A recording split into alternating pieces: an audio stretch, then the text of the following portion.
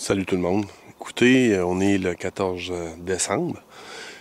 Et puis, je suis dans mon site de prospection pour ce qui est du coyote. Je vais remettre des collets, appâter et j'espère cette année avoir le temps d'un peu plus de travailler pour pouvoir récolter du coyote.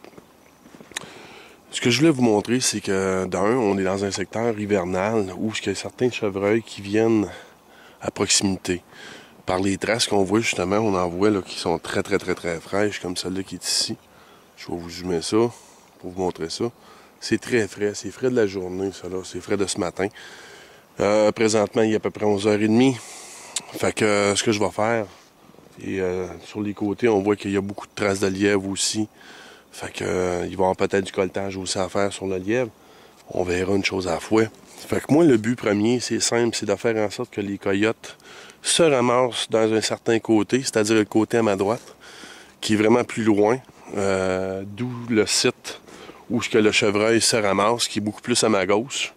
Alors, ce que ça fait, c'est que dans le fond, c'est de préserver le plus possible de spécimens en vie qui vont passer l'hiver en nourrissant le coyote et en même temps, bien sûr, en essayant d'empoigner à la carabine et au colletage aussi. C'est vraiment plusieurs petites trails, le chevreuil. Voyez-vous, à ma droite, là, je viens juste de me tasser. Il y a un beau sentier qui est juste là. Fait que c'est toujours plaisant aussi en même temps de pouvoir voir les chevreuils l'hiver. C'est une place où je viens avec les chiens, avec ma blonde aussi en même temps, pour voir du chevreuil.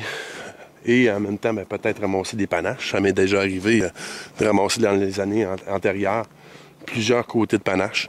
Fait que c'est toujours un plaisir aussi en même temps de ce côté-là. Fait que sur ça, on va aller prospecter pour se faire un beau sentier, pour aller faire une ligne de collet des gens partants.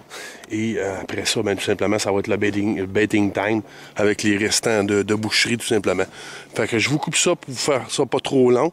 Et on va le faire en portionnage, tout simplement, pour vous montrer où je me situe spécifiquement pour choisir ma place. Comme là, ici, voyez-vous, là, on a, je vais reculer, on a un beau coin, là, où on a une coulée, là, qui est par un ruisseau. Je vais vous le remontrer, tout simplement. Voyez-vous, il y a une belle transition aussi, là. Fait que là, on parle de quelque chose, là, où le chevreuil ou même le coyote va toujours se tenir sur le bord des points d'eau. Le chevreuil, lui, va voyager un peu plus dans un endroit qui est très dense. Fait qu'ici, ça serait quand même une belle place pour faire mon site d'appâtage, pour faire en sorte que le coyote, lui, à travers cette couette de bois-là, cherche à aller chercher la nourriture, justement, qui va être beaucoup plus placée à votre droite, justement, sur l'écran. Fait que sur ça, je vous coupe ça. Et je viens de placer mon premier collet.